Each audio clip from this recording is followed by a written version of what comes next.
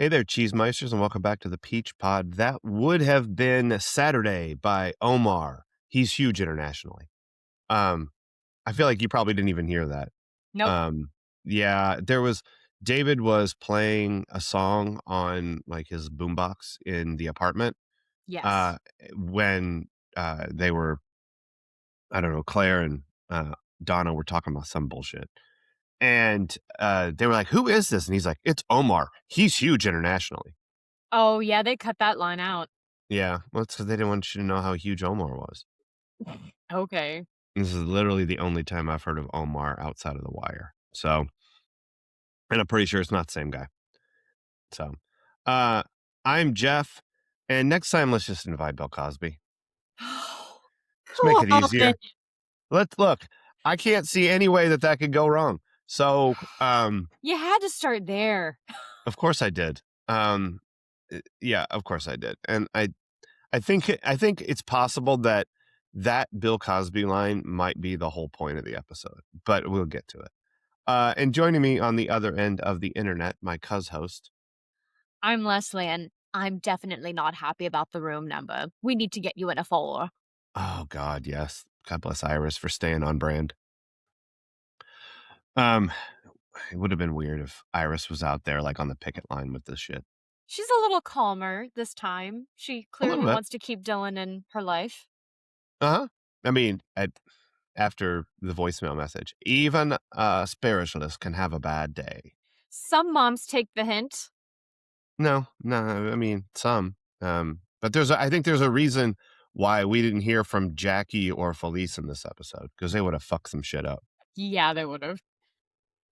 Look, there are adults who can be helpful, and there are adults who cannot. And I think this episode showed us some adults trying to be helpful, and they left all the ones who couldn't possibly help somewhere else. Bless them for that much. Yeah. Yeah. This week, Cheesemeisters, we are talking about season 5, episode 11. Hate is just a 4-letter word. Original air date, November 16th, 1994. Eesh. Did you throw up in your mouth or throw something this episode? I threw up the moment I saw the title weeks ago. I went, are you Yeah. fucking kidding me? Mm-hmm. I mean, okay.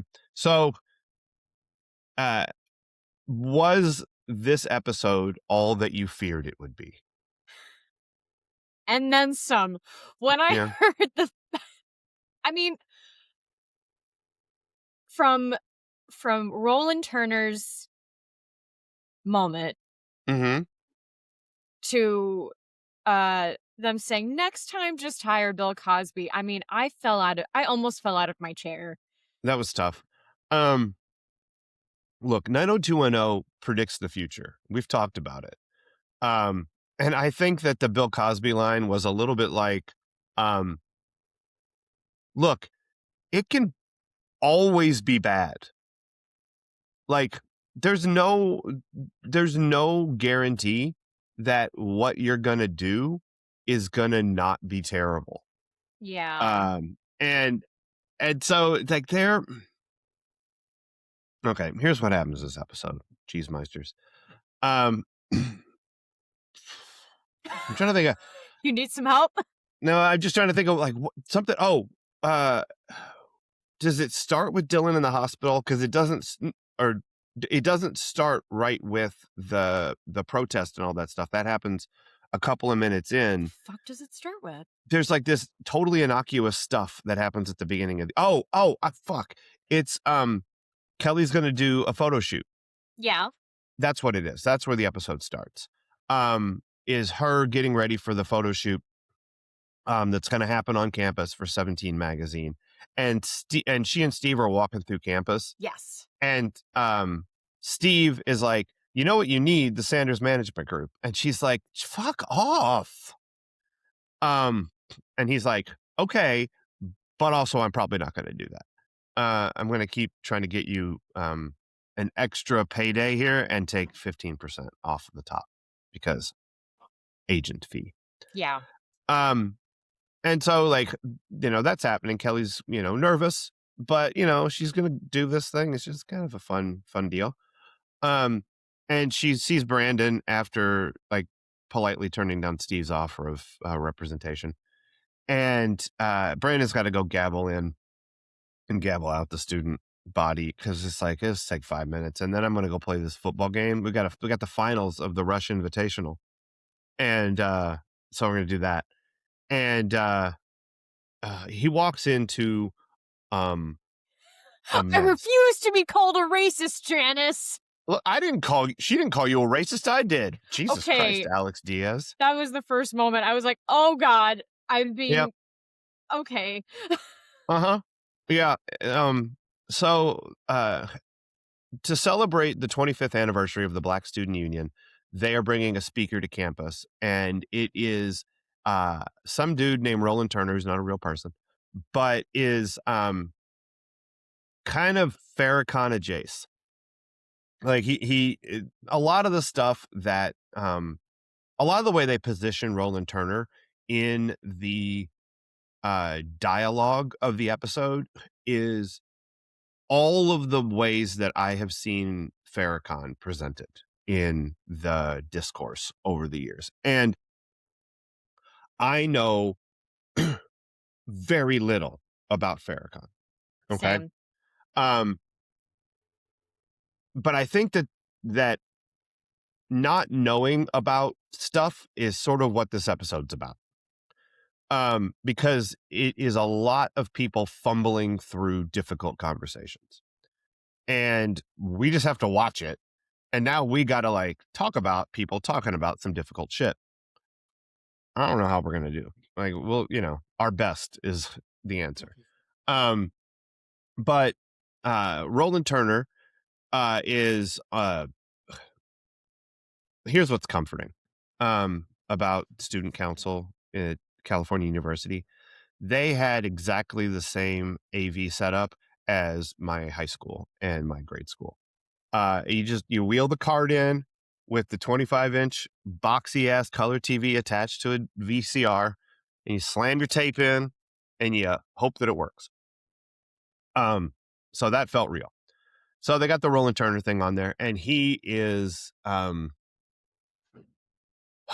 he's just going after the Jews. Like, he just Yeah, is. It's, he's unprompted. see, that's the problem, is that it's not unprompted. Like, the things that he's complaining about in this video are not the fault of the Jews. He's laying them on the fault of the Jews, Yes. which is a problem. But what he's saying is, um, he is taking very real things, very real problems that the Black community has had to deal with for 500 years in this country, and he is oversimplifying and laying them at the feet of another group. Yep. And it's not super helpful. The things that he's mad about are real things to be mad about. Like the fact that in this is a lot of what Do the Right Thing is about. Have Mm, you seen Do the Right Thing? I have. I need Okay. to rewatch it, obviously, Yeah, but I think everybody does all the time. But this idea of the fact that the people in the neighborhood were not allowed to buy property to set up businesses in their own neighborhoods. mm, So those local businesses are owned by different people. And so the Black community forever has seen the money that they make by going to work given to other people so that they can live, got it. right? And it's not just the Jews. It's not just the Koreans. It's not just it's it's everybody but them being able to own businesses in their own communities, and that is a huge problem. And it is a way to deny generational wealth from developing. Yeah. And Roland Turner's pissed about it, and he should be. Yeah. Like, that's fucked up. And in reality, in some places, the people who owned those businesses were Jewish. So, like, on a ground level, being mad that I can't, I can't open up a bodega in my neighborhood, but I have to go to the one that's owned by someone else.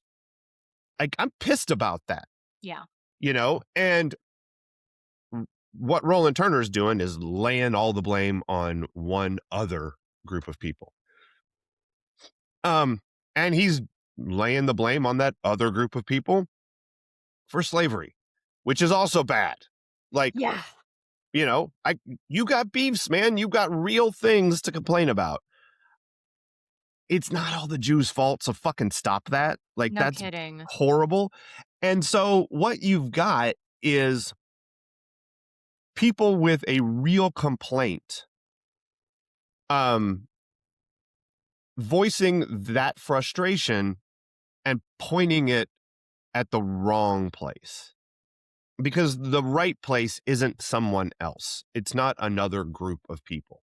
Um, it's like when Brandon and Andrea and Steve got mad at each other in that social studies class that Steve was cheating on because of the Denzel curve. Yeah. They were mad at each other when they should have been mad at Denzel. Like, that's the problem. One of the problems here is that Roland Turner is not blaming Denzel. He's blaming Steve for cheating on the test. And it's not That just Steve. Brandon's cheating too. Yeah. Same thing. Yeah. So he did it. My brain went to Into the Woods, where Mm, Sondheim has the lyric, see, all that matters is the blame, someone you can blame. And it's sure. true. That's all that It's matters. important. It's important to have a scapegoat. But Roland Turner's scapegoat is anti-Semitic. And the Jewish students, Dan Levy, I was friends with your boy Josh Richland. Oh god. No, Dan Rubin. Did he? I thought he said he was friends with Josh. Oh, maybe he was Dan. I don't Someone remember does who he mention said. Josh at one point, but Noah comes in on Andrea like, "Hey, remember me? I was friends with Dan," and it's an unnecessarily weird moment. Yeah, yeah. Remember the guy you fucked first? Like, He was my buddy. once again, unnecessary moment, or moment of dude getting into a woman's space unnecessarily. Well, yeah, he It's got a little weird, leany. and I'm sorry, this director sucked. He'd made some weird choices. Mm.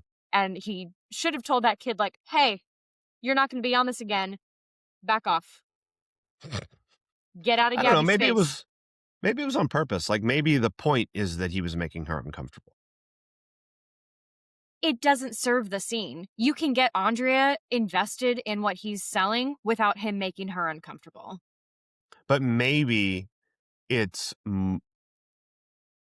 maybe it lends weight to the thing he's concerned about when he's able to overcome how uncomfortable he's made Andrea and convince her to help him with just like 2 words. Like, she is not predisposed to listen to him. Like, she's got other stuff to do. She thinks he's hitting on him, Yeah. you know?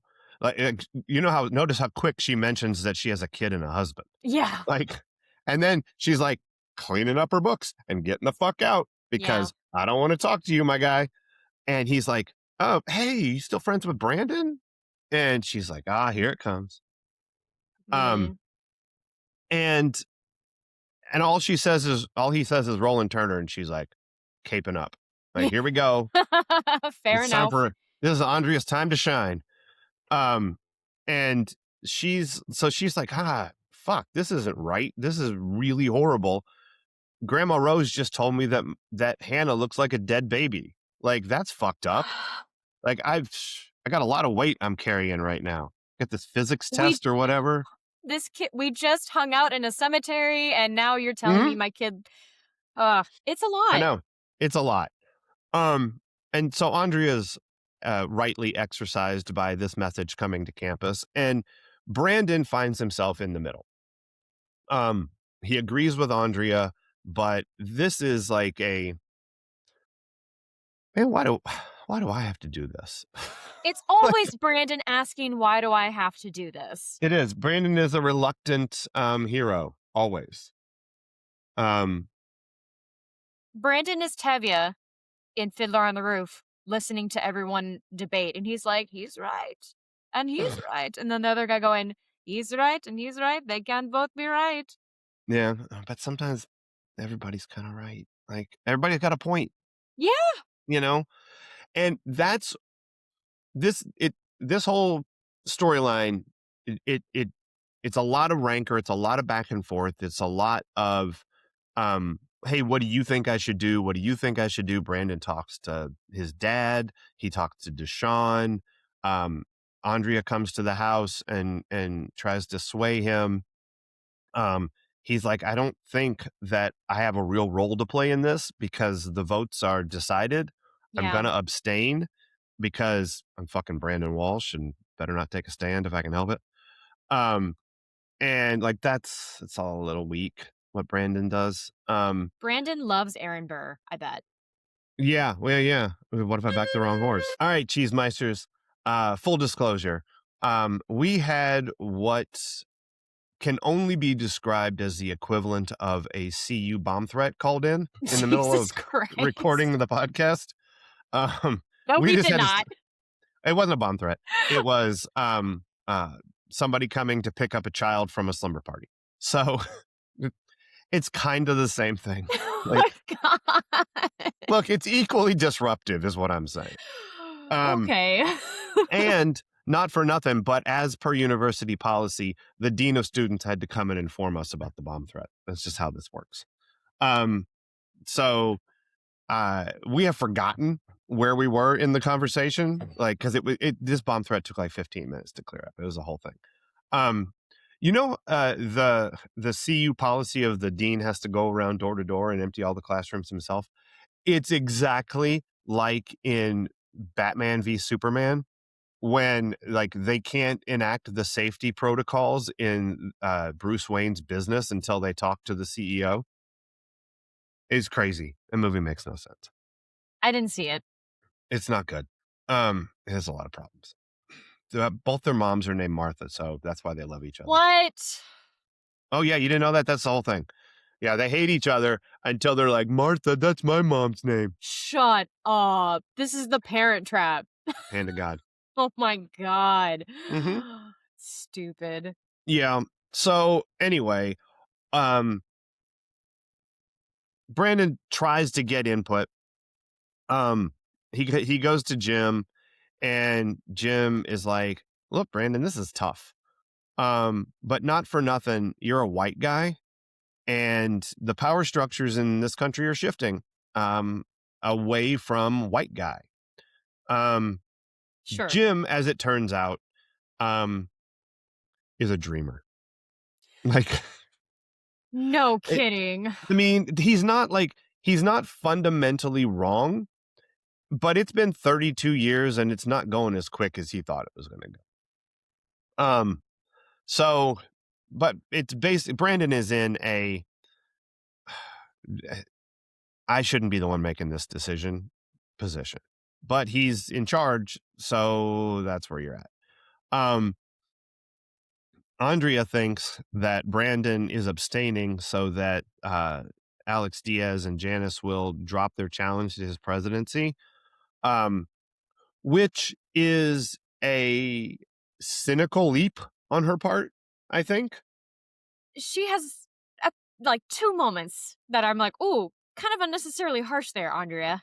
Yeah, that whole conversation in Brandon's bedroom, um, where he's like, where she accuses him of backroom dealing around this topic, and he's like, not fair, not accurate.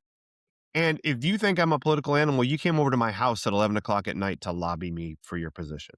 Shame on you. And she shame on him's. And um, Brandon's right. I don't like to say that, but Brandon's right. Not shame on him. You came over here, Andrea. Like, Yeah. there's no you tried to leverage your friendship to make something happen that you think is important. That's what lobbying is. It's what you did. If you're not comfortable with what you did, then get a mirror. But it's what you did. So, and I'm not saying she's wrong to do it. Yeah. But I am saying she's wrong to blame him for her doing it. Yeah, it's kinda like "Well, this is making me upset and my feelings are facts, so Right. change," and Mhm. feelings aren't facts, people. No, they're tough. They're real, but, Yeah, they're not everyone's. And then Andrea goes home, and Jesse's like, "Look, not for nothing, Andrea, but you're not a very tolerant person," which is a harsh thing to hear from your spouse. Um, I but, okay, here's my question to that mhm. statement. Should she be more tolerant? She should I think, yes, 100% she should be more tolerant. She should be more tolerant to the fact that other people have different opinions than her, and Okay, she but never has been. here's what because I feel like opinions is including the hateful rhetoric being espoused, and no one should be tolerant of hateful. That's not an opinion. No, That's just agreed. misguided. But Yeah. what Jesse's saying is, and without knowing this backstory, because I bet they haven't talked about this, but what Jesse's saying is, remember when they were gonna hand out condoms at school, and you went fucking crazy, and you were like yelling at everybody all the time about like it was just going to be some information pamphlets, and then you were like, let's get the sexpert in here, and how about free condoms for everybody, let's make balloons out of them or whatever. And Brandon's like, fuck, Andrea, your stridency is a problem. See, and you may be right, but the way I heard it was people trying to rein in Andrea, It's and not. I didn't Yeah, I like get it. that. I get that, and that's the thing. I think in watching this episode this time that there's a marked difference in the way this episode handles a difficult topic than the way that any other 90210 episode heretofore has handled a difficult topic. It is like this is the first time we've been presented with a large social issue that Brandon has not solved or even tried to solve, Yeah. and that Brandon hasn't tried to solve by yelling at people. And because this is shit that can't be solved by yelling at people, which Not to is mention, he's not affected by like, he has no experience with either of these things, that's with correct. either of these groups. Mhm. He does not understand. He can understand intellectually their point of view. He cannot understand their lived experience. And he, to Brandon's credit, he knows that. And he doesn't know what to do here, which I fucking get because I don't even know how to talk about this episode. And I'm not the one who had to gavel student council into session. Um, We didn't have to write it. right. Yeah. I think they do a pretty good job this episode of saying this is complicated. Fair. Um, there are problems on both sides of this argument. You know, Absolutely. like that's there. Um, and it's also not going away. There's no magic No. wand here. David Silver is pushed to the side to question his own role and his own faith, instead of being put on a stage to wrap the end of the problem. Which is maybe, I mean, give David a microphone. Let's see what happens. But I really feel like where they went wrong with this episode, though, was having too many other things. Like, on the one hand, it all, for the most part, affects all the B plots. mhm, Like, it affects the photo shoot. It gets in the way, or it doesn't get in the way, but it prohibits people from going to Ray's birthday party because rightfully, people care less about Ray than going to a protest or mhm, hearing this man speak, mhm, what have you. right. Um, but I would have been a lot more interested in seeing more between Janice and Andrea. Yeah, I would have liked to have seen those scenes I would have instead of loved just to have being told seen. they happened. Yeah, because we get a lot of hearing Black people speak that we will never see again.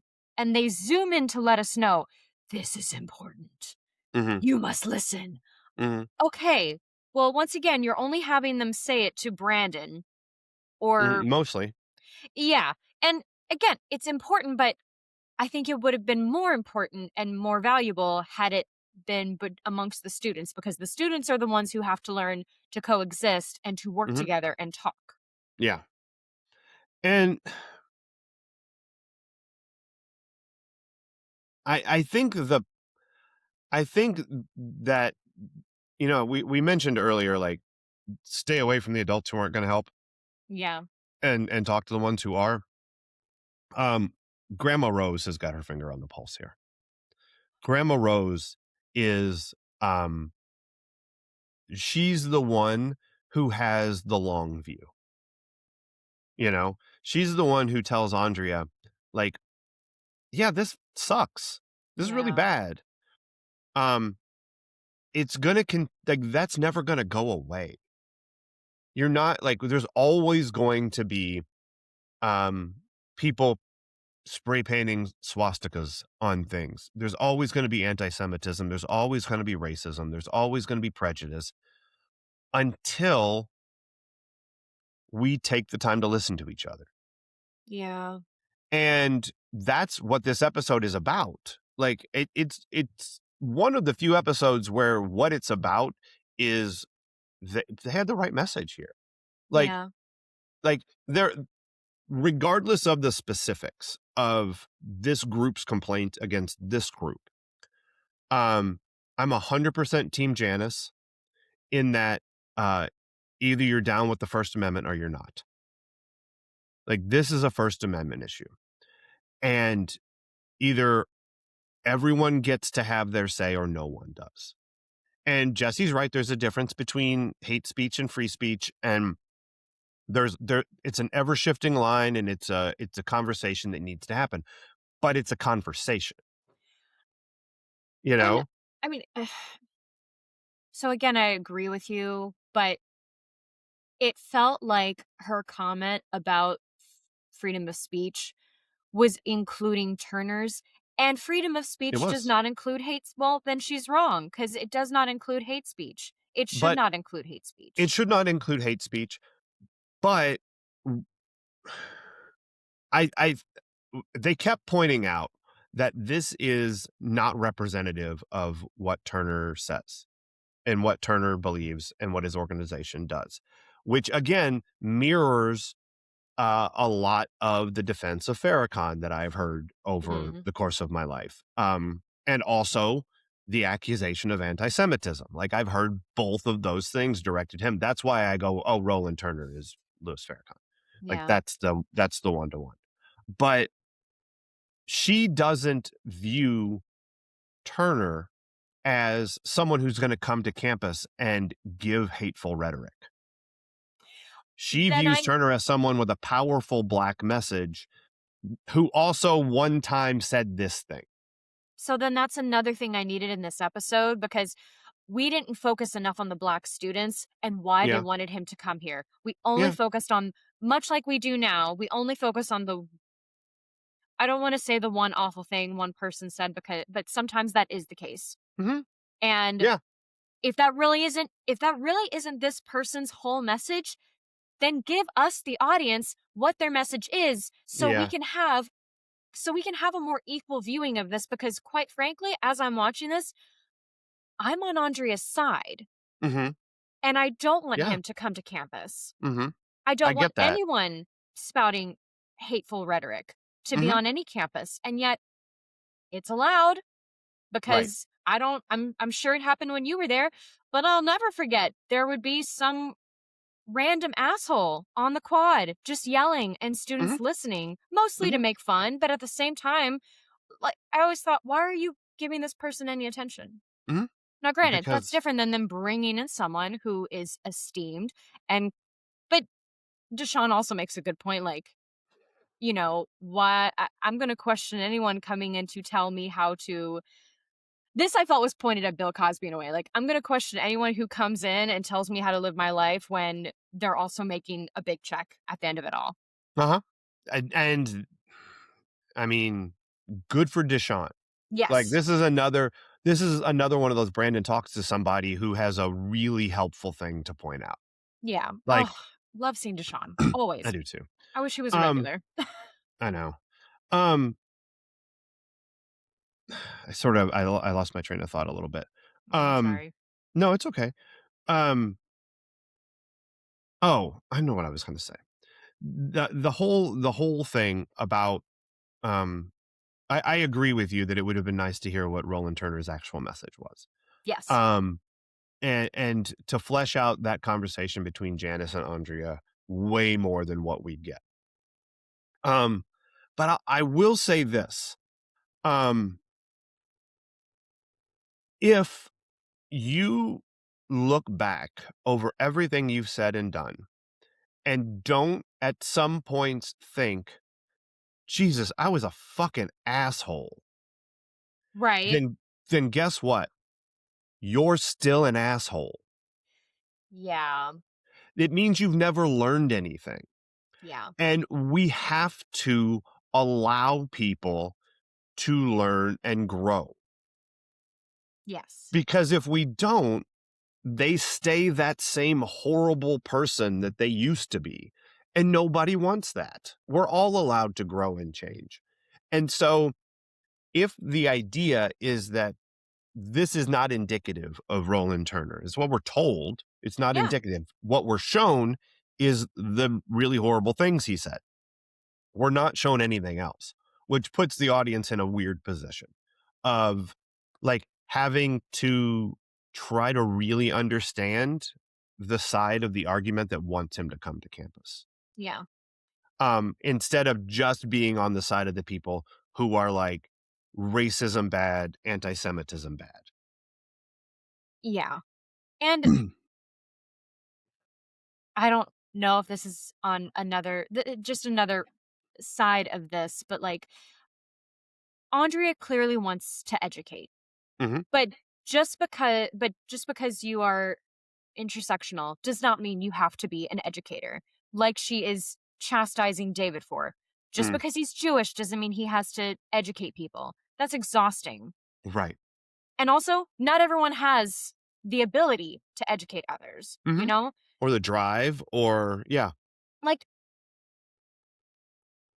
it's kinda not granted, I get why we have the stories from Black people in this, but to have pretty much all of them have a moment, it's like, "Okay, well, now you're making it their job to educate every white person." Right. It's not their job. Right. We No, also that's have fair. tools. Like, Yeah. and again, that would be exhausting. Hmm. It's like Yeah. when dudes ask me, "What can I do to be a good feminist?" Oh my god.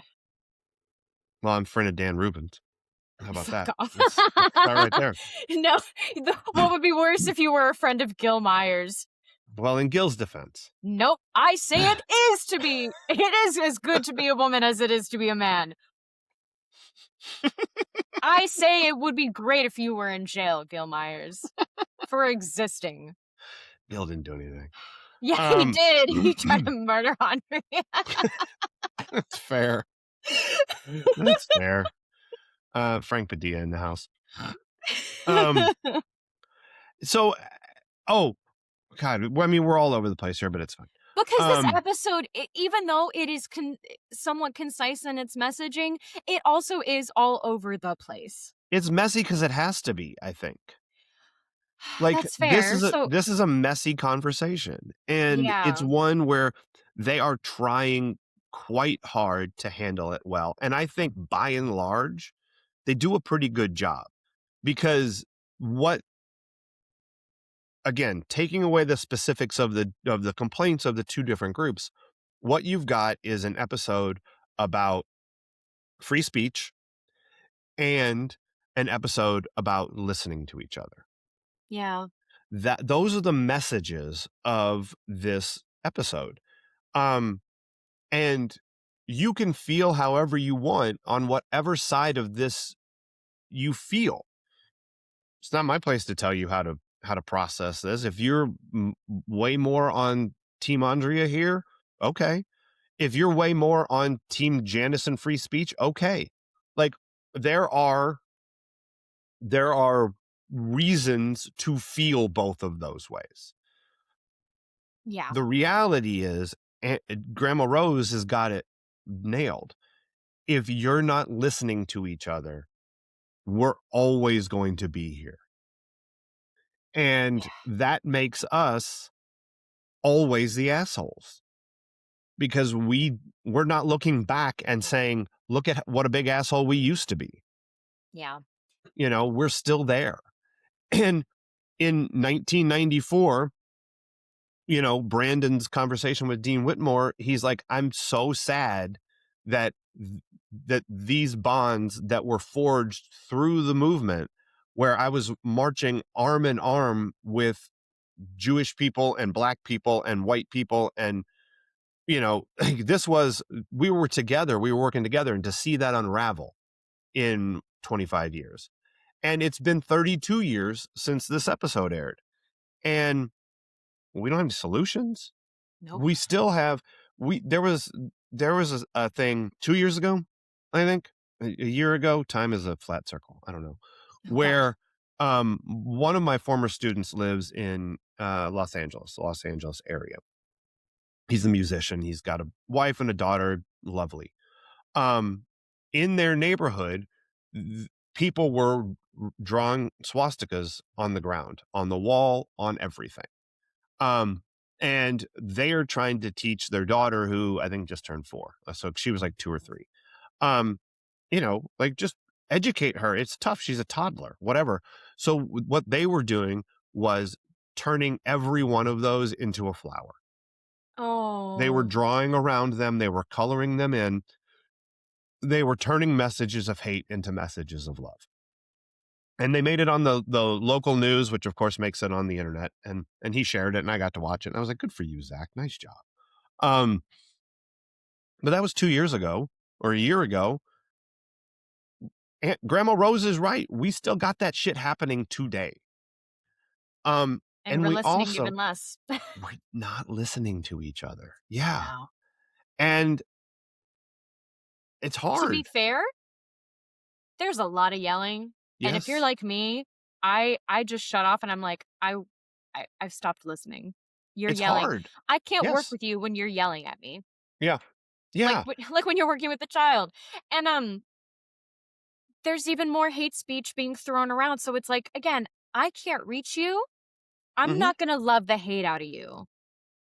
No, but I mean, but there's no way. You're also not going to yell the hate out of someone either, Of course. you know? Of course. And that's what we're dealing with here. Like, and that's why I think this episode um does a really decent job of handling a very difficult conversation without trying to solve it. Yeah. Like, it doesn't give Brandon the power to yell at people and kick chick out of the house with his sweatshop. Yeah. Like, he's just not able to do that here. This is bigger than you, dude. And he knows it. And he's trying to get out of the way a little bit. But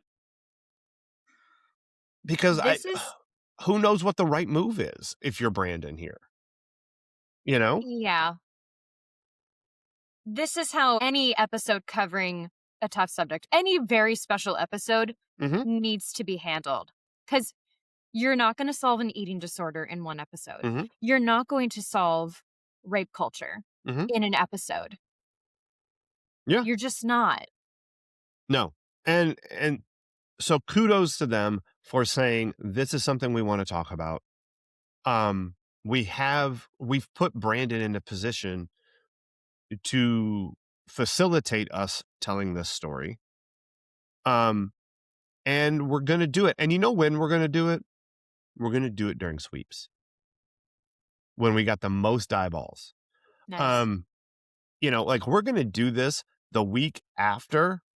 If you ever loved me, if you ever were my brother, like, Got you know, something for an altar boy. yeah, and we're gonna do it before the episode with the Rolling Stones in it. Like, th- this is. Smart. I was just looking. There are 5 sweeps episodes this year because Wednesday there were 5 Wednesdays in November that year. Oh, So shit. we have 2 more sweeps episodes, and one of them is the Rolling Stones, and the one after that is some stuff. Yeah. So I, like, brave, whatever. It is a bold choice to say we are going to use sweeps to have this conversation on television. And, kudos to them.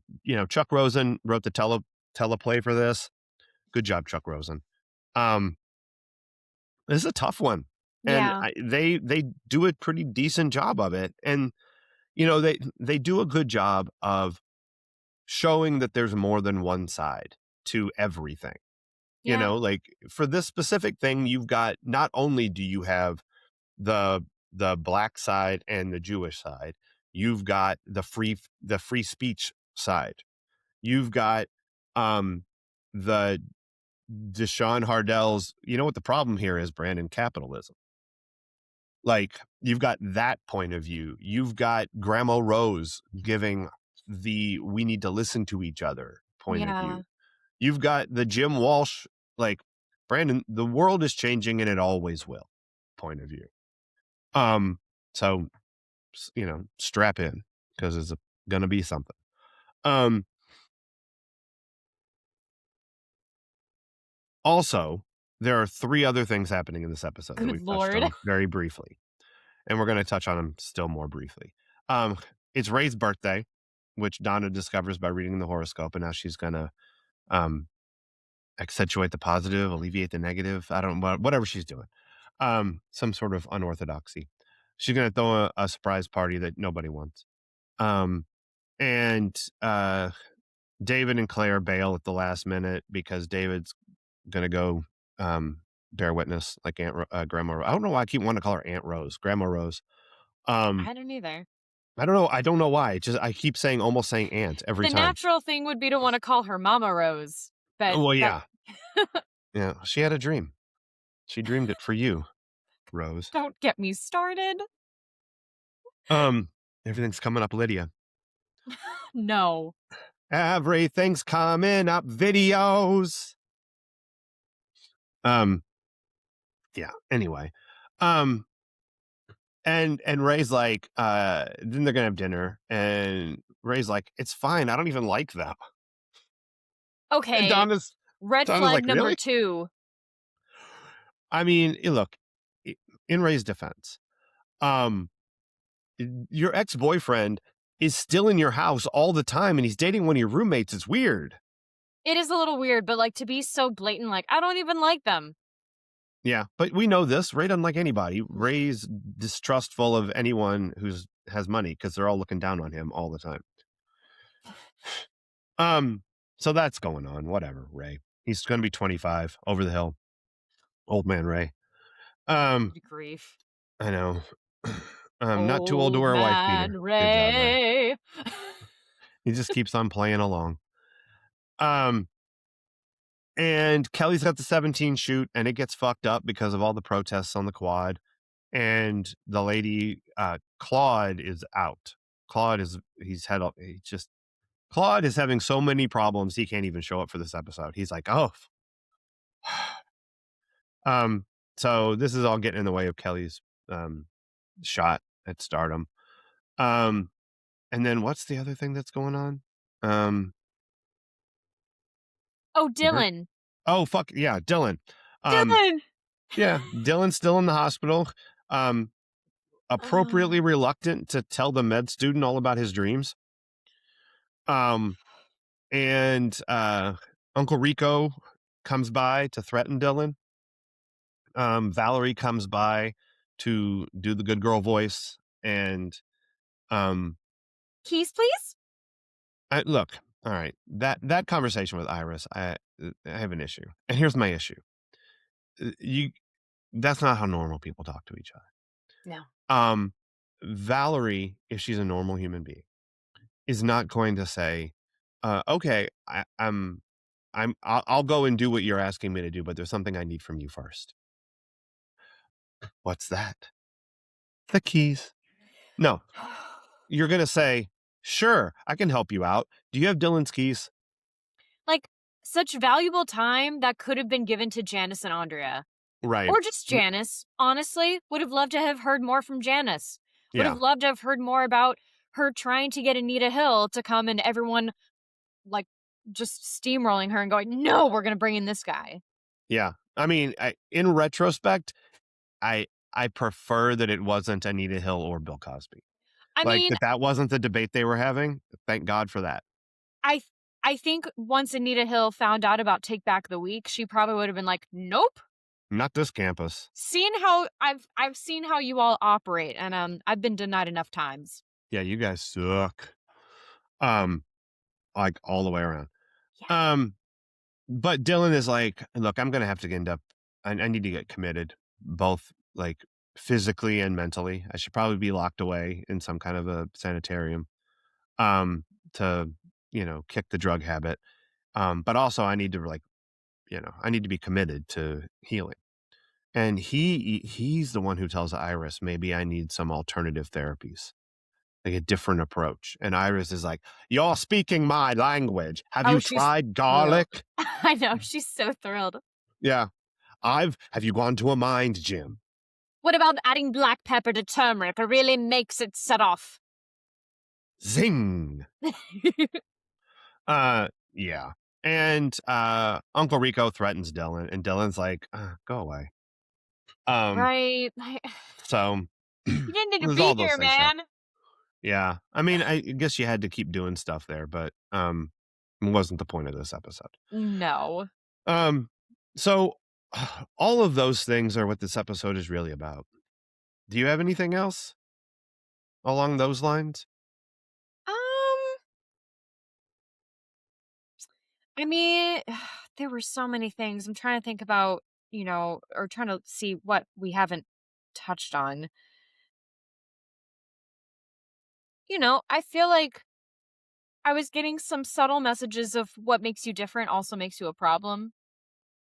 Mm, Because, granted, Andrea, we've talked about on here how Andrea's Jewish background really only comes up in contentious moments. yeah.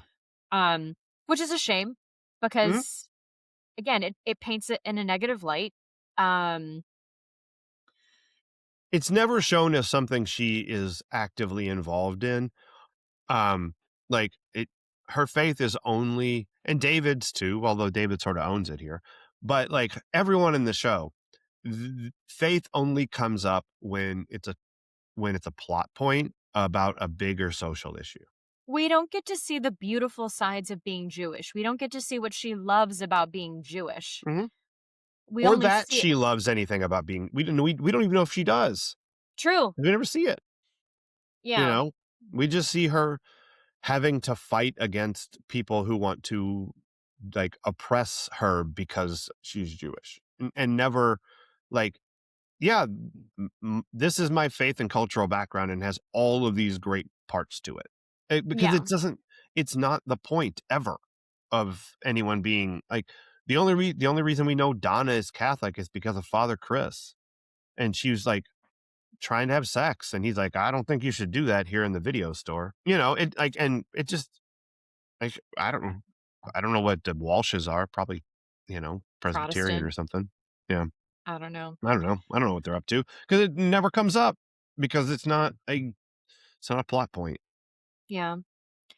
I do feel like in the very end too, I can't remember what line specifically gave me this idea, but I felt it. Like I feel like Grandma Rose, Andrea and Janice were like in their discussion. I feel like the message was we need to listen to each other, but we also need to educate ourselves on our histories Mhm. and each other's histories. Yeah. Because like it speaks volumes that Janice wants to see the video Grandma Rose did. Mhm. It would have also spoken volumes if Andrea had also I mean, Andrea's gonna go in and listen to Roland Turner's speech, but Mhm. that's not he's not gonna cover everything, you Right. know? Like, I really feel like the hold on a second. Something this episode made me aware of is that we give slightly more weight to teaching the Holocaust in this country than slavery. I don't know if that's true across the board. That feels true in my upbringing and Okay. education. Okay. That feels true in this episode. Again, I could be wrong. And Hmm. it kind of feels like, because granted, they're not bringing this man in necessarily to speak on slavery or Right. maybe, I mean, or even the civil rights movement. But yeah, we really needed some more background given on like why he is so important to them. Yeah. Yeah. We just don't know. He's not, he's only shown as the guy who said this, Yeah. and And that, I get why they don't want to give him more background because maybe they're imagining people like me watching this immediately going to be on Andrea's side like no, don't let this man speak. right. Or when you see, I mean, I, because the point of the issue of the episode is bigger than the specifics of the complaints by either group. Like the point of the episode is like we need to listen to each other. Um and you need to understand why the Jewish students are so upset. So you Yeah. show that part. Um there's a possibility that if you show the other things that Roland Turner says, it allows the audience to excuse the horrible things he said Okay. and thus like brush anti-Semitism under the rug. Like I Yeah. think there's a possibility that presenting more of him and a more complete picture lets the audience make an easy choice. Yeah. And I don't think they want that. Yeah.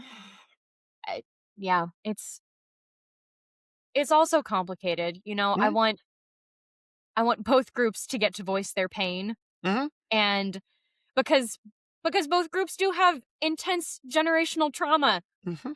to overcome and yeah, I'm not saying anything people haven't already said. No, but well, I mean, but the important thing is to say it and to listen when other people say it, you know? Yeah, I always worry about saying the wrong thing. Okay.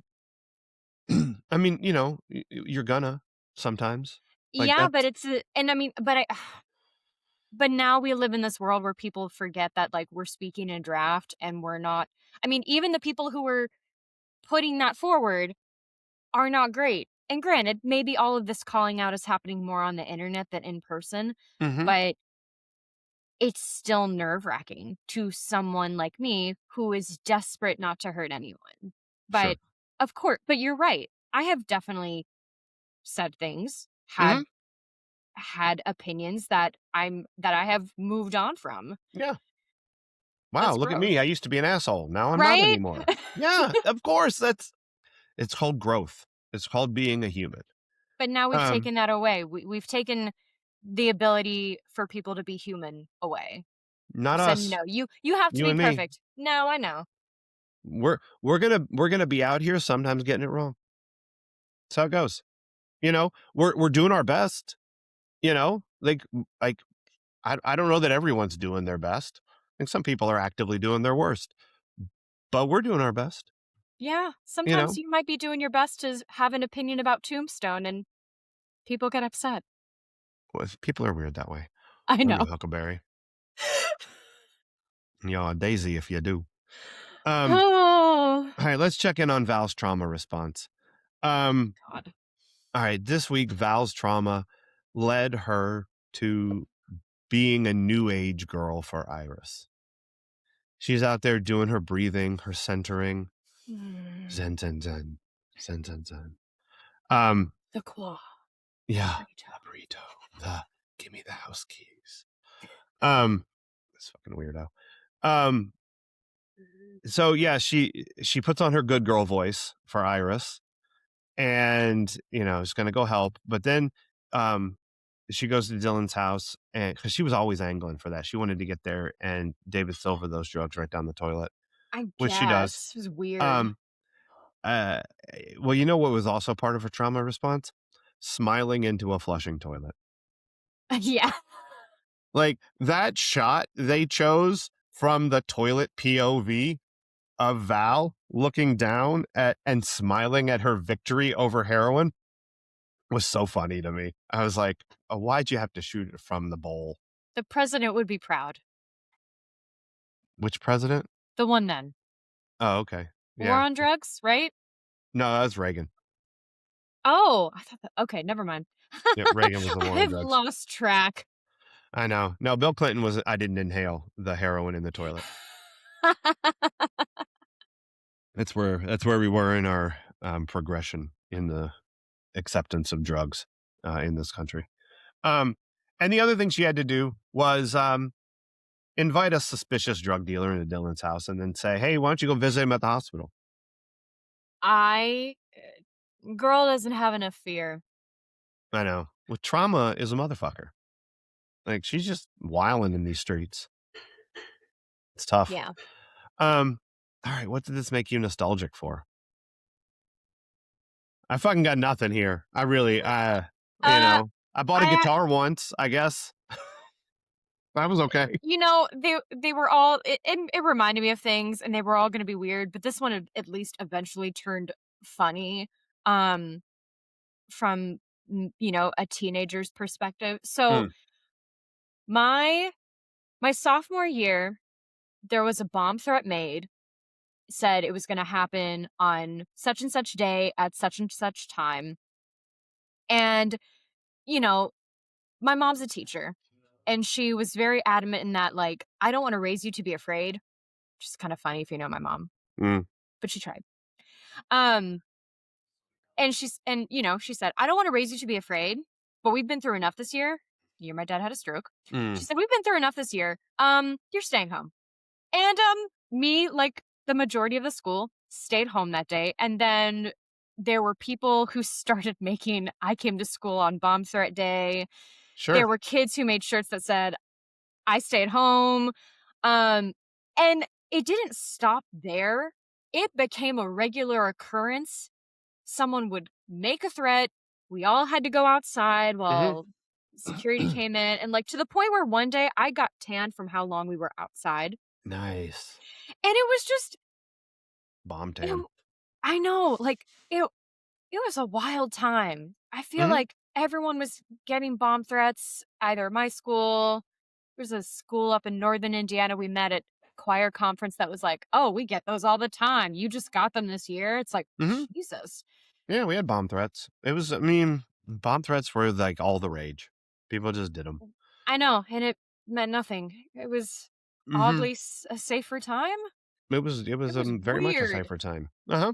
Yeah, we just had threats of bombs, not actual shootings. But they eventually threatened the administration was like, "Okay, whoever's doing this, we will have to add on school days if you keep doing this because it's interrupting class time." There you go, the only thing people care about, not having to do more school. Right? That was smart. Not worried about possibly dying. Yeah. Alright, I'm gonna go with I once bought a guitar. Okay. That's, no one gave it to me as a present. Roy Orbison never played one just like it. It's just a guitar.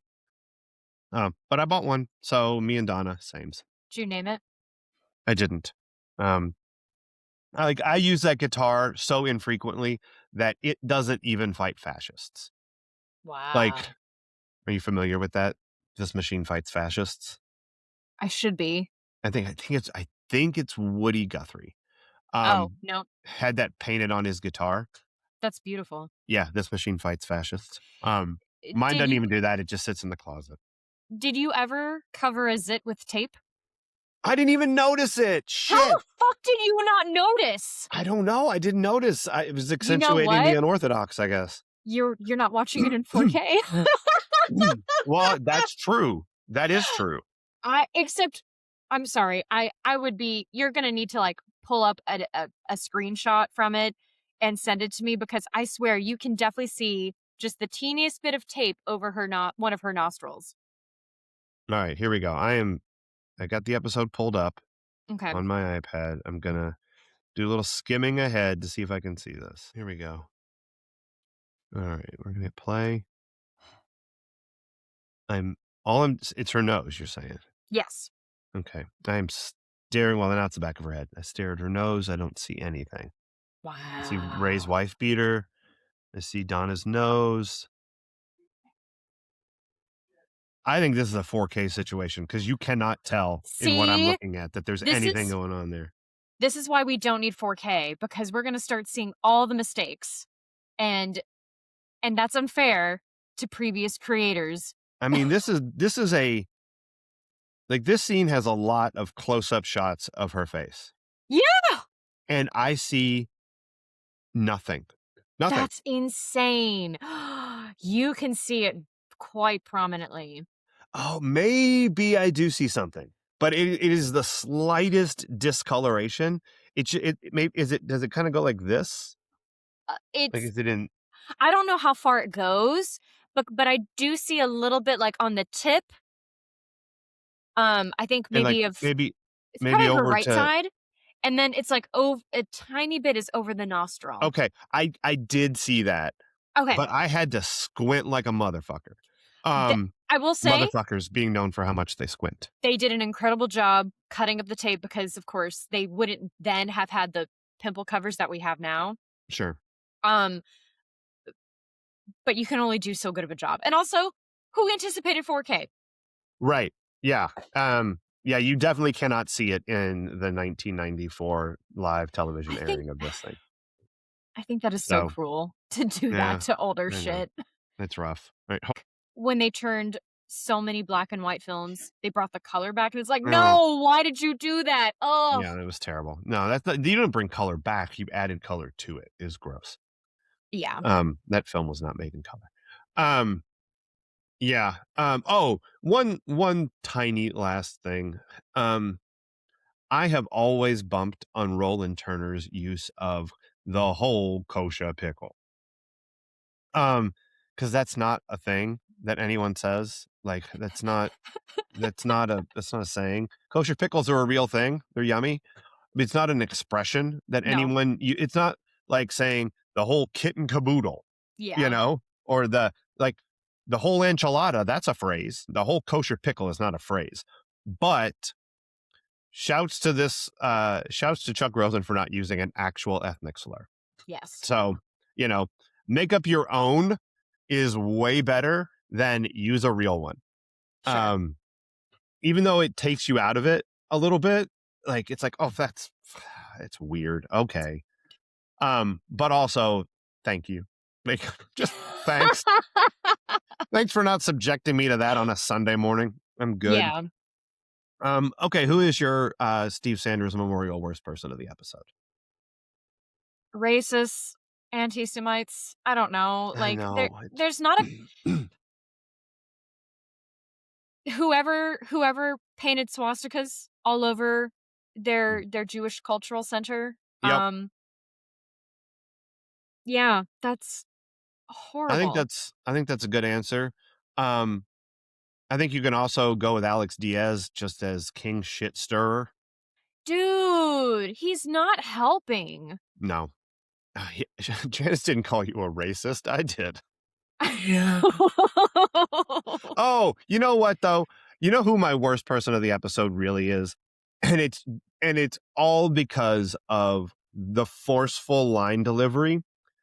It's hey, who made you the leader of the thought police guy? Dude, that guy came in hot. That guy stood up, shouted, and sat back down again. Who? There was no modulation of that line. I mean, that was a I didn't need it. Again, as it someone was who hard. uses Orwellian references often, I wasn't thankful for that moment. I was like, okay, It not was real not the forceful. correct use of thought police. I mean, kind of, but in the context of the conversation, like it seemed like a 0 to 60 moment. Like, Sure. dude, Yes. I All know. right, Calm shit. down. Like, if I'm Brandon, I'm like, bang They that they gavel. they needed to show some white on white crime. Look, I'm not calling you a racist. I'm calling you the thought police. I didn't do that. He did that. He's the one who called you thought police. Um, That guy I, wore I'm me kind out. of I'm kind of having fun now pointing out the worst people in this episode because I feel like there are just many who were out of pocket. Hmm. Um, I have to point it out, and I'm so sorry to this actress because she might be great, but she wasn't great in this. They brought the nurse back, and I don't know. I don't know if she did her own hair or if she pissed off the people in hair because it was wild. It was like they took the hot rollers out and said, "You're good to go, honey." Well, she probably did that in like that room in all hospitals where the nurses have sex with each other or whatever. Yeah, I've seen Grey's Anatomy a little bit. Like, it's probably what happened. She was just in there, quick curl, run out. she is a great example of why anytime I have to be hair and makeup ready, I will try to find a friend or Mm, someone to be like, "Hey, just yep, just let me know." yep. I mean, sure, yes, you're right. They could also sabotage me. Whatever. Hmm. That's right. Um, We'll remember the nurse. hmm yeah, that's because she's a hot redhead. No, she's not. I mean, she's pretty, but Yeah, the hair sure. took me out. Well, okay, but I bet you that today her hair is gray, Yeah, so that's true. I probably hope looks a she's little still a different. ginger. Yeah, maybe it's probably a lighter ginge. That's what Oh, she's happens. blonde, all right. Get the fuck out of here, Steve. Look, I'm Steve. I'm gonna make this weird. Also, 10%. Steve always on the grind. Yep, Um, all right, I think we did it. I think we I got think through we did hate is too. just a four-letter word. So join us here on Friday, Cheesemeisters, when um because someone in the movie also takes pictures. Um we are going to watch Napoleon Dynamite, and it's the only time that we're going to tell you who the spelling connection is up front because we've been talking about it. It's Uncle Rico. Um, he's busy not selling drugs. He's busy throwing this football over those mountains. Not licking any arms. Nope. Um, God bless Uncle Rico. So we're gonna watch Napoleon Dynamite. It'll be a fun change of pace. And then join us here next week, Cheesemeisters, when we watch season 5, episode 12, Rock of Ages. Um, and we're gonna see exactly how much of this episode Leslie gets to watch. Because I feel like it's gonna have like 10 minutes cut out of it. I'm gonna beg right now that we don't watch the movie musical Rock of Ages. Okay. I I had figure I don't really have to beg, but I'm just gonna put it out there right now. Don't want to do it. No, I had a couple of other thoughts for things we could do. Nothing super firm. But there is a movie where Mick Jagger is like an actor. Oh Like, he's the shit. lead of the movie, and I've never seen this movie, and it Is he might is be. he good? I have no idea. Oh god. I mean, the fact that he only starred in one movie might indicate that he's not great. I don't Oh know. god. Um, Ah. so that could be a choice. Could just watch his daughter. Yeah, that's true. I also thought, we could watch Gimme Shelter, which is the documentary about Altamont, where the Rolling Stones play Okay. and the Hells Angels kill a guy on camera. Um, Could mhm, everyone just cool out? that's it. Yeah. Everybody cool out. Oh fuck. Yeah, it's that. Um, it's worth watching. I don't know how we would talk What? about it, but well, we can figure it out. So I don't know what movie we're gonna watch with Rock of Ages, but we're gonna watch one. So until then, Cheesemeisters. Bye. Bye.